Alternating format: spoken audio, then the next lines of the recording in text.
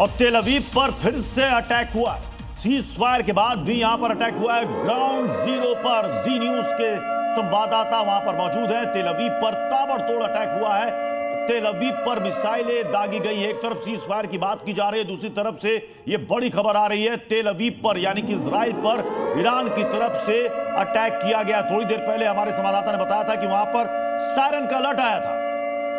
Siren बजा और siren बजने के बाद आसमान में धमाकों की आवाज इस वक्त सुनाई दे रही है। मैं आपको जो तस्वीरें सामने दिखा रहा हूं, सफेद रंग के जो बादल हैं वो इस वक्त आपको दिखाई दे रहे हैं। दरअसल बादलों के बीच अभी थोड़ी देर पहले यहां से रॉकेट या मिसाइल कुछ पास हुआ है जिसको न्यूट्रलाइज करने की कोशिश की गई है और वही धमाकों की आवाज यहां पर सुनाई दी। इसके पहले जब अलार्म बजा था तो अलार्म बजने के बाद लगातार इस तरह के धमाके 2 से 3 धमाके यहाँ पे हमें दिखाई दिए। और इस वक्त सड़क में आपको दिखाऊं, सड़क पे पूरी तरीके से सन्नाटा है। सायरन बजा था, सायरन बजने के बाद लोग बंकर्स में चले गए।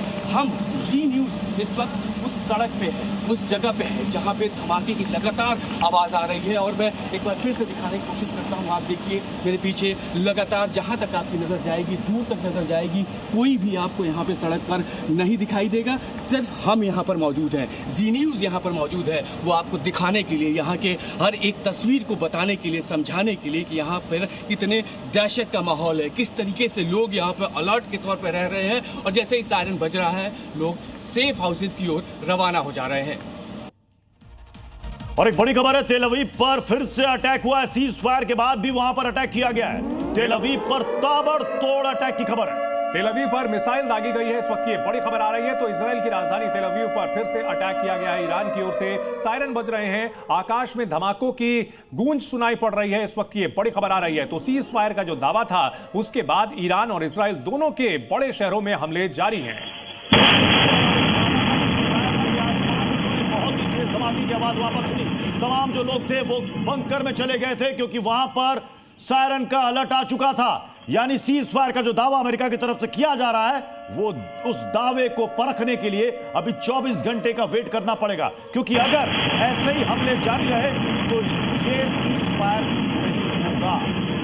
तो इस वक्त की ये बड़ी खबर, तेल अवीव पर मिसाइल दागी गई है, यानी कि ईरान की तरफ से इजराइल पर यह अटैक हुआ है। जबकि ईरान की तरफ से बयान आया था कि अगर इजराइल हमला नहीं करता है तो हम भी हमला नहीं करेंगे।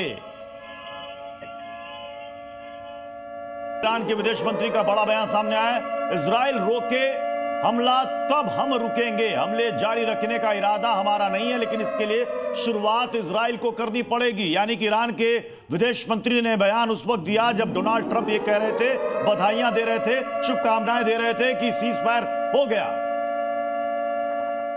और एक और बड़ी खबर आ रही है, सीज फायर पर अमेरिकी राष्ट्रपति डोनाल्ड ट्रंप का बड़ा बयान। इजराइल और ईरान दोनों पास आए हैं, दोनों देशों ने शांति की बात कही है।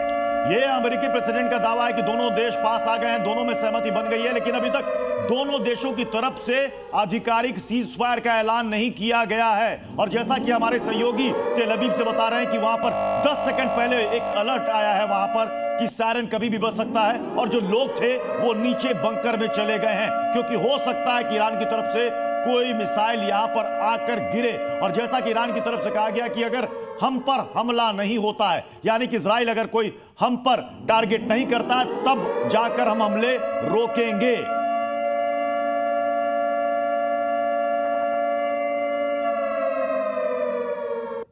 और बड़ी खबर आ रही है, सीज फायर पर ईरानी विदेश मंत्री का बयान। इजरायली सेना को पीछे हमने खदेड़ दिया, सुबह 4 बजे तक ईरानी सेना लड़ी है। दुश्मन को करारा जवाब दिया, ये ईरान की तरफ से दावा किया गया है। और ये कहा जा रहा है बाकायदा समय बताते हुए कि सुबह 4 बजे तक ईरानी सेना लड़ी है और हमने दुश्मन को यानी कि इजरायली सेना को हमने पीछे धकेल दिया है। सीज फायर के बाद विदेश मंत्री की तरफ से ये बयान आया है सामने।